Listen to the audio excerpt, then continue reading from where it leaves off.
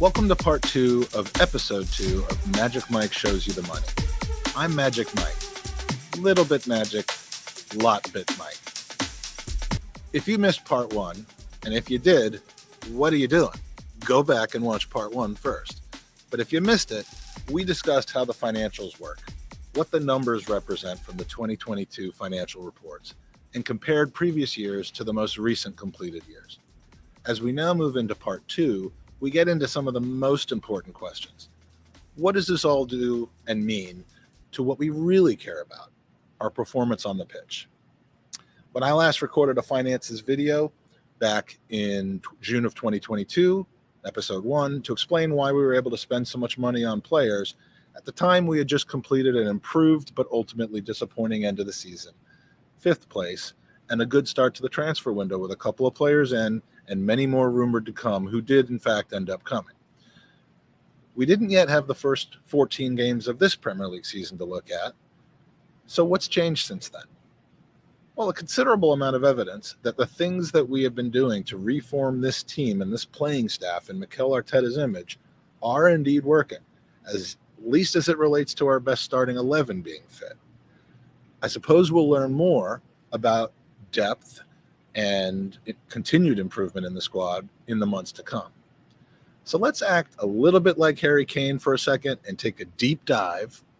Let's do a William Saliba and tackle a handful of issues to help address Arsenal's goals and see if we should be defending ownership or if they should be penalized. Okay, ladies and gentlemen, let's kick off. See what I did there and kind of kept doing there? Got it? Okay, good. The wage bill. In the financial statements, the wage bill is typically considered annualized wages of players, coaches, trainers, administrative and commercial staff, along with retirement pension payments and social security costs. This is considered a footballing expense. Separately, the transfer amortization costs are considered a non-football expense and categorized alongside things like player sales, interest, exceptional costs. We talked about football versus non-footballing expenses in the last episode. I think it's most valuable when considering the famed process that we've been undergoing for a while now to look at these two issues together. Take one thing from the footballing expenses and another from the non-footballing expenses and remove all the administrative, commercial, coaching staffs, pensions, and social security costs. Because while I value those individuals vastly, I know many of them, they are massively important to Arsenal Football Club. They don't necessarily have a direct result in performance on the pitch. So we'll set them aside for just a second and look purely at the combined wages and transfer fee amortization and the squads themselves over the years in what I will call player costs. This is where the sausage gets made, as they say, I would imagine, in the sausage industry. So let's dig in. We start this by looking at 3 full seasons ago, the 2019-2020 season. This is the year that COVID interrupted the season. This is the year that Edu started in at Arsenal, and 3 months later, Mikel Arteta took over the team from Unai Emery and Freddie Ljungberg. A year where we finished 8th in the table, but ultimately won the FA Cup, which kept us in Europe for another year. It was also the final year of Raul Sanllehi at Arsenal, before he was sacked from the team in a move that was surprising to just about everybody not named the football gerbil. By the way, great guy, that gerbil. He's handsome, he's brilliant, and he's just flat out gerbtastic, but I digress. In this season, our annual wages came to about £117 million, including Ozil's bloated contract and prior to Auba signing his. Our transfer fee amortization totaled £106 million, including some pretty shocking numbers. For instance, a combined £52 million of amortization of transfer fees of Pepe, Socrates, Mustafi, Torreira, Mari, Mkhitaryan, Lucas Perez, and Super Takuma Asano combined. Kind of makes me want to puke just thinking about that. But our total player costs for 2019-2020 was £223 million. We move next to 2020-21. the first full season for Mikel Arteta, which really kind of was a tale of two seasons. A horrific start, some questionable decisions, a.k.a. Willian, followed by a strong close ending in another 8th place finish, but with optimism in the air this time. For some people, anyways.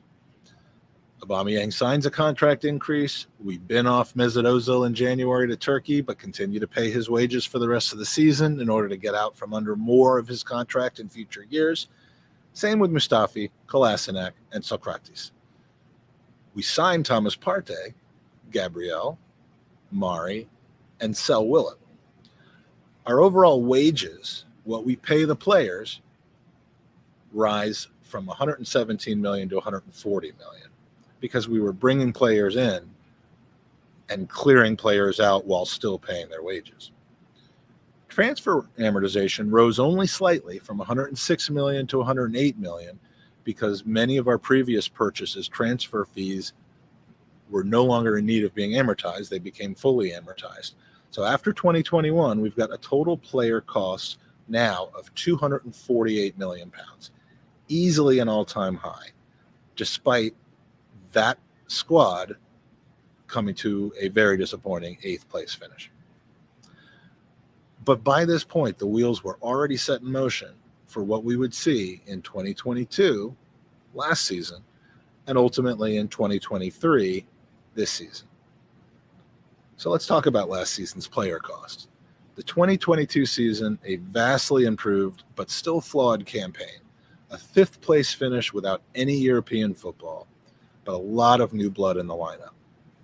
Gone at last are the wages for Mesut Ozil, Mustafi, Socrates, Luiz, Willian.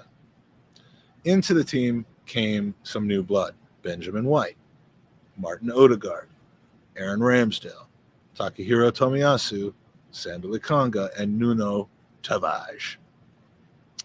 Despite our new additions, smart signings at reasonable wages all, our wage bill dropped from $140 million to $101 million, finally reaping the rewards of the bitter pill of swallowing those contracts.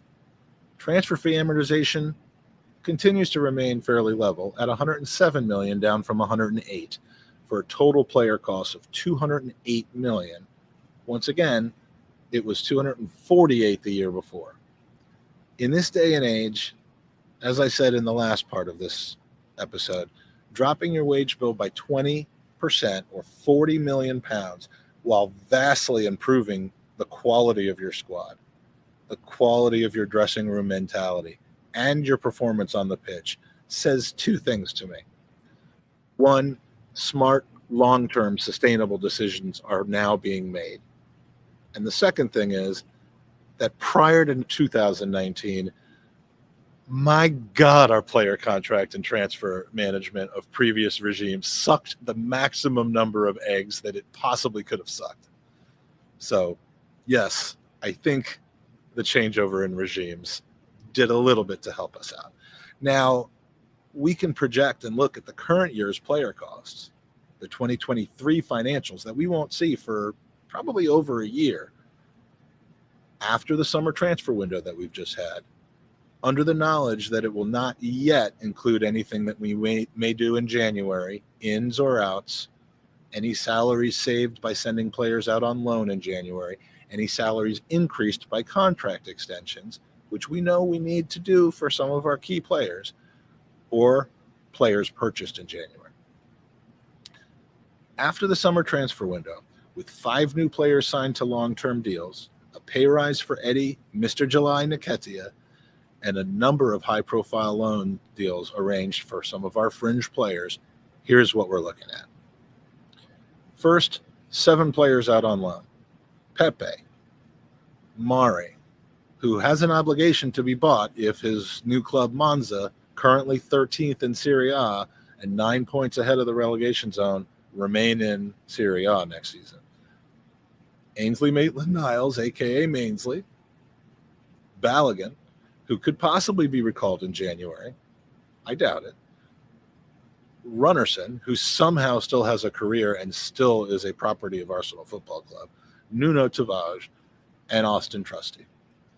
For the most part, the teams taking these players on loan have paid us no loan fee, but are paying their full wages, taking them off our book for the season.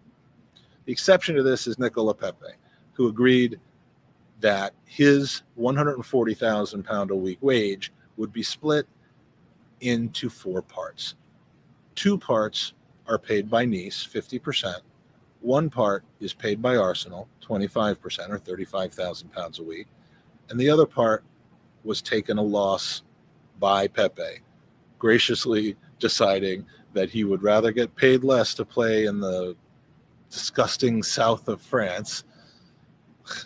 That I'd be paid nothing to play in the south of France, by Nice, which is a pretty nice deal for them, and we pay the other 25% of his wages. We have one player who's no longer on Arsenal's wage bill, but is still appearing here because he's still being accounted for in the final year of his original deal amortization. His original 5-year contract, his purchase of about £7 million, causing about £1.4 million in amortization of the original £7 million fee. Godspeed and no hard feelings, Matteo Guendouzi. And the most important thing to look at, the 24 senior players currently under contract and available to Arsenal. Here they are, with estimated wages drawn from such reputable websites like Spotrac, Salary Sport, and MagicMike.com. The active 24 have total annual wages of £96 million, the lowest by far in 5 or 6 years, despite the general increase in wage inflation overall in the Premier League that happens when the TV contracts keep getting richer and richer. Total transfer fee amortization drops from $106.5 million in the year just ended to $101 million in the year we're currently in, as of now, before any January signings, loans, and so on and so forth. Our total player costs, £197 million, now more than 50 million quiddaroos lower than the all-time high that we had just 2 years earlier. It's absolutely amazing stuff, as long as it doesn't mean that your squad is also 5% worse. I'd argue that our wages are not lower because our squad is worse. I'd argue it's quite the opposite, as observed by going from an 8th place team 2 seasons in a row to a team that currently is top of the Premier League. Long may that continue. Here's a look at our player comparisons between 2019, when Arteta and Edu took hold, and where we are right now. First, goalkeepers. A mild improvement in overall quality, but more importantly, a keeper in Ramsdale that gives us a missing dimension that was vital to the way our coach wanted to play since he arrived. Ramsdale is much better for us than Leno. And as for Emmy and Turner, well, the jury is still out on that. I am fine with Emmy being gone. I don't know if anyone's noticed that a lot of people are glad to see him gone now. And Macy against Akwanko, who the hell knows? Who cares? Defenders. A definite reduction in numbers here, but the added flexibility of having players who can play center back and right back, or center back and left back, or center back, right back, and left back. And I'd certainly say an improvement in quality. Bellerin upgraded to Tomiyasu. Kolasinac upgraded to Zinchenko. Mainsley to Benjamin White. The amazing central duo of Socrates and Mustafi upgraded to Gabriel and Saliba. Luiz, Mari, and Chambers out of the picture. A defense that in 2020 gave up 1.3 goals per game over the Premier League season, and this season so far is conceding just 0.8 goals a game with 7 clean sheets. The midfielders. Mesut Ozil.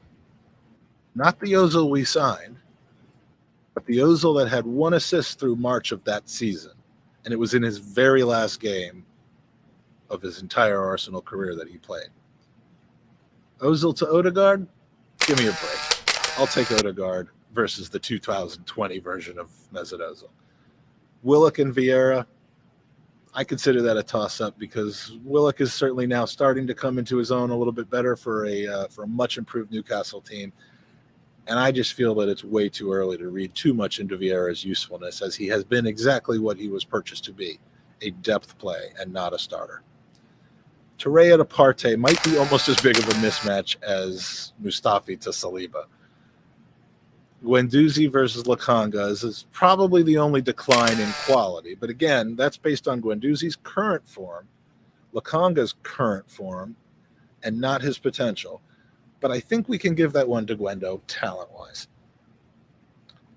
And a loaned Ceballos versus El Neni, who himself was out on loan in 2020. Very different players being asked to do very different things. I'm going to call that a toss-up. As for the forwards, the least amount of turnover here. We got 4 common attackers and 3 changes. As much as Abba needed to go and had downed his tools at Arsenal, I'm not going to sit here and tell you that Marquinhos right now is a better footballer than Abba was then, or than Abba even is now. This is one where team chemistry and solidity under a coach can't be accounted for when we're just talking about talent. Gabriel Jesus, a massive upgrade of Lacazette, as we've seen. Please get well soon, Gabby. And ESR, when he was healthy, and I'm sure once he's healthy again, is far more valuable to the team and has a higher ceiling than Pepe ever was able to be in his time here. So we're down to 24 players, down from 27. 16 of them new to us in the last 3 seasons. And I'd venture to say that all but 2 of the 16 players that have been replaced, both of them a little bit troublemakers, have been replaced with equal, better, or way better quality. All for £26 million a year less. Amazing. This, my friends, is the story of a process. And while I don't want to sound like a shill for the club, you could decide whether that's me or not. I just can't see how anyone could possibly deny the job that's been done here so far, reforming our playing staff and saving money to be reinvested in the future. Fingers crossed. And with 16 changes in 3 seasons, the tightening of the wage bill, and spending money in summer transfers well beyond a self-sustaining model for the last few years, it also shouldn't be surprising that we still have a depth problem, as we've seen when we field a weakened squad, like in the League Cup against Brighton, or as we may find out in the latter half of the season if we don't bring in January reinforcements due to injuries. To me, we've overhauled the first team in an absolutely amazing way, unlike any other team has done financially and quality-wise. And I'd say we have perhaps the second best starting 11 that a team can field right now in the Premier League. To me, now we need to start bumping, signing players who are either so good that they bump a current regular starter into the second team, or buying depth that is better than our current second team players and selling the players that they replace while they still have value. Guys like Cedric, Holding, El Neni, Nelson, Nketiah, and as much as I hate to say it, probably Kieran Tierney, and maybe even ESR, a player I love. If we were to bring in reinforcements in central midfield, on the wing, fullbacks, those positions in the next couple of transfer windows, these guys can either still be sold or let go on a free, like El Neni, whose contract expires at the end of the year, if we need to, assuming we've replaced them with equal or better quality. That's how clubs stay on top, by knowing when to sell players, even if you might like that player in the squad. In part 3, I'll show you how our squad evolution has compared to that of our top 6 rivals over the last 3 seasons. But let's not do that now. Let's talk about 2 impending things. The glaring need to tie down a few massive players to new long-term deals, and the January and then summer transfer windows, considering many a Gooner is traumatized by our inactivity last January. Let's take a look at our existing contracts by the year of expiration. Contracts ending this year. Mo El Neni, who I think if we offered the same contract or anything close to it to next year would stick around if we wanted him to. Reece Nelson, who might be a good one to tie down just to preserve transfer value, but if he even wants to stay but asks more than 20 or 25,000 a week compared to his current 15, I think he leaves this summer on a free. And Mainsley, who is gone after this year. one of the last instances, I hope, of contract mismanagement on our part, given that we've had a bona fide offer from Wolves a couple years ago for about $15 million and kept him for what ultimately became no good reason whatsoever. So, see you later, Mainsley. It was nice knowing you. We'll always have that one game where you did that one good thing or whatever it was. 2024 is where the issues start. 10 players' contracts expire. At least one of them, Granit Xhaka, has an option for another year, and I don't see at this point how that option isn't snapped up at this point. Decisions are going to be needing to be made no later than this summer on Okonkwo, Cedric, Nicola Pepe, and Austin Trusty. Cedric either needs to go out on loan in January or this summer so we can save his wages, or sell him for whatever we can get for him, whatever low single-digit millions we can get for him. Otherwise, he's gone on a free 18 months from now, which isn't the end of the world either, considering his wage savings. Mari is likely gone to Monza for about £4 million transfer fee in the summer. Not a horrible outcome, frankly. Runnerson will be loaned out until he leaves on a free, and Trusty will very likely sign an extension and potentially even be a deep depth option for Arsenal in the center back position next season. But Kieran Tierney, Bukayo Saka, and William Saliba, the time to act one way or the other is now. Kieran Tierney is a toss-up. I love the player. I love the man. I'd love to see him continue at Arsenal. But for the right price, the right player could make him surplus to requirements. And I'm not sure he makes much sense at a higher wage than he's on now with Arsenal Football Club. That's not to say I don't want to keep him and I want to sell him, but that's to say if we can improve on him, then I would certainly consider doing it because he does have transfer value. I don't think we'll sell him this summer, but it wouldn't shock me. We cannot be letting him go into the final year of his contract unresolved, however. So that leaves Saka and Saliba.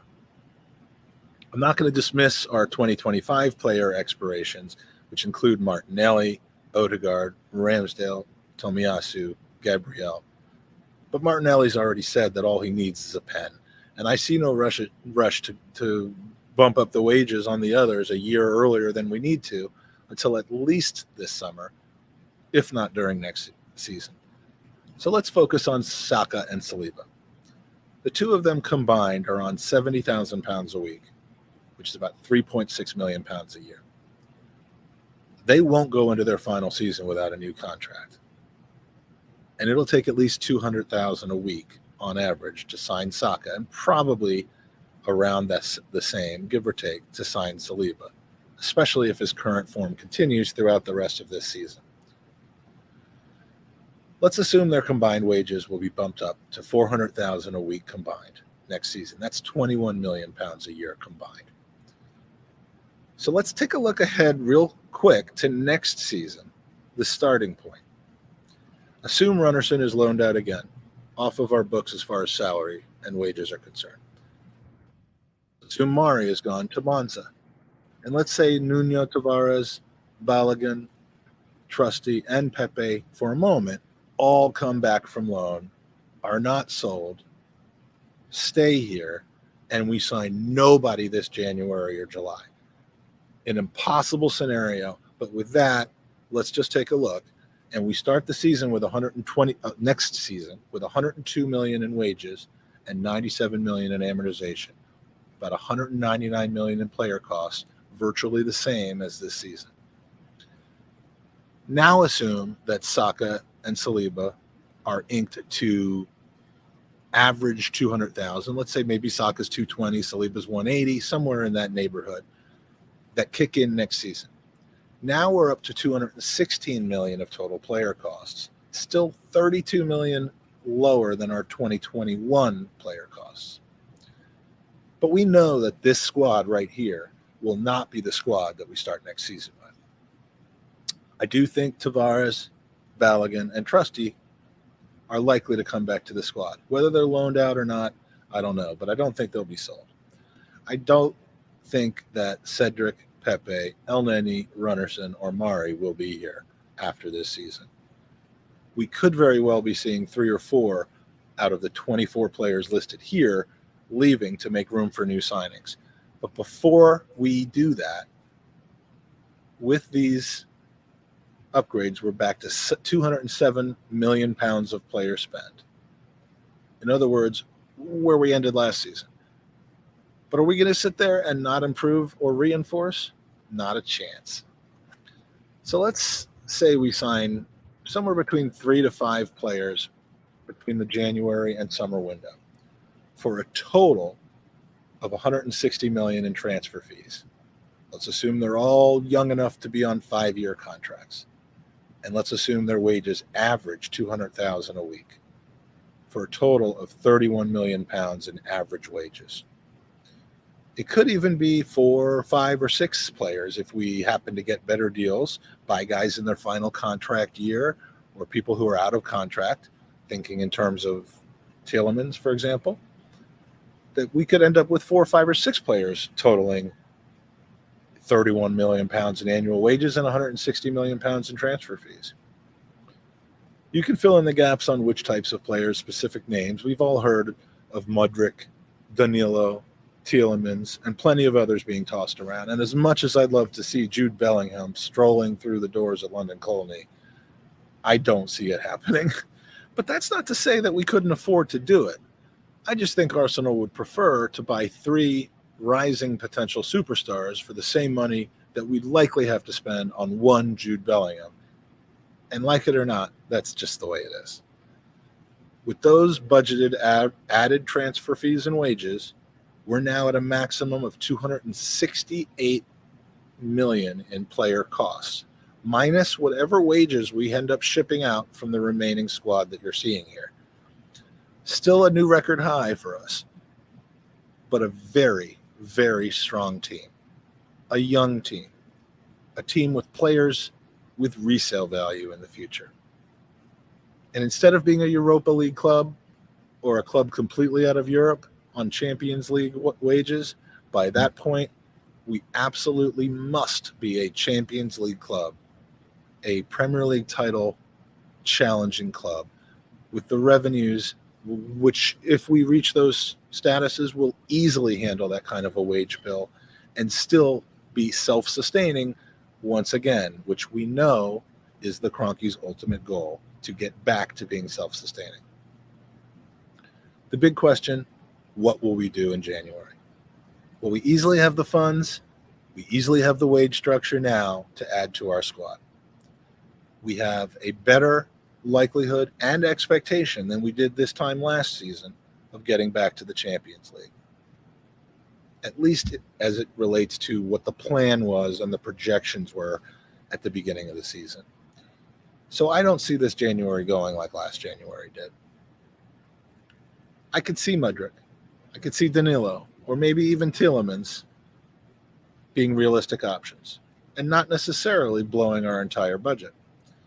Every £100,000 a week of wages that we add on in January adds only £2.5 million to this season's wage bill and $5.2 million to next season's wage bill. And every $20 million of transfer fee we take on in January adds only £2.2 million to this season's amortization. I also think we can sign Mbappe on a free. Not Kylian Mbappe, of course, but his cousin Bobby Mbappe, whose parents Arsene Wenger, of course, also had a cup of coffee with once. And most importantly, when it comes to the future of our squad, never forget that we have our diamond in the rough playing in our youth setup right now. Leo Messi is 12 until he's 13. That's how it works. But by 2024, 14-year-old Leo Messi sometime that season will be pushing for the first team and changing forever the way that football is played at the Arsenal. Future's bright, Gooners. A couple of quick things. If you like this video, please give us a thumbs up and go to www.goonersubscribe.com to subscribe to the Gooners Podcast. And you can check out our catalog of shows going back for the last 7 seasons with truly amazing guests, ex-players, journalists, broadcasters, some of your favorite commentators of football, friends of ours, podcasters, and just sometimes ourselves just bantering to each other, and open mic shows where we have guests on who decide that they'd like to call in and contribute and give their thoughts on the game that just ended. And by the way, now would be a great time to learn about the award-winning charity called Gooners vs. Cancer, raising money for the Leukemia and Lymphoma Society in the Gooner community since 2017. Right now, we're right in the middle of our Gooner raffle, where we have some amazing Arsenal prizes available, and you can win them and at the same time help to kick cancer by going to www.goonersvcancer.com. That's www.goonersvcancer.com and learn more about the charity. To help you do that, here's a few quick words from some folks you might just be familiar with. Hey Gooners, this is Alan Smith. This is Kevin Campbell. Lee Dixon. Colin Lewin. Gary Lewin. Charles Watts. Dan Potts. James Benge. Danny. Tom from the Gooner Talk here. Ryan O'Cross. Simon Collins. You may know me from the Evening Standard. You may know me for my time at Arsenal. You may know me from Arsenal or even the Highbury squad. I'm a Birdcat Wonderland. Being that physio sat on the bench next to Arsenal with my rubber gloves on. The former Arsenal physio. The Emirates press box, from writing, from Twitter. From goal.com, from Twitter, from YouTube. Football is the beautiful game and it brings us all together. Sometimes there are things even more important than wins and losses. And yes, even transfers. Every 30 seconds, someone in this world gets diagnosed with blood cancer. The Leukemia and Lymphoma Society works towards curing blood cancers And provides support to families currently dealing with these diseases. Gooners vs. Cancer was started in 2017 by a lifelong Gooner who lost his father to leukemia way too young. Since 2017, Gooners v Cancer has raised over $75,000 for the Leukemia and Lymphoma Society. And we need your help to keep the fundraising going in this year's campaign. Every donation helps. Every donation helps. Every donation helps. Every donation helps. No matter the size. And every donation enters you into the Gooner raffle, where you have a great chance to win amazing Arsenal prizes, including game tickets, stadium tours, signed men and women's shirts, and maybe a retro signed shirt by yours truly, Lee Dixon. Me, yours truly. Yours truly, Super Kev Campbell. So much more. It's easy to take part. Just go to www.goonersvcancer.com and donate directly to the charity. Pick the raffle prizes you want to enter to win, and wait for the drawings at the end of the campaign. Again, that's www.goonersvscancer.com. We all know that victory grows out of harmony. Victory grows out of harmony. Victory grows out of harmony. With your help, we'll be victorious against blood cancer once and for all. Thank you for your support. Thank you for your support. Thank you for your support. Thanks for your support. Thanks for your support. Thank you for your support. Hey, who was that last guy there that looked like he was almost asleep? Anyway, please go to goonersvcancer.com. We'd love to have you participate in this year's campaign. So, ladies and gentlemen, that is a wrap on part 2 of Magic Mike Shows You the Money. Please make sure to tune into part 3, which will cover the ownership's role in the process, what to expect from them going forward, and how we compare to the other top 6 clubs on both the overall financial side as well as the cost efficiency side of how they're spending their player costs and what results they're getting out of it. Until next time, Magic Mike out.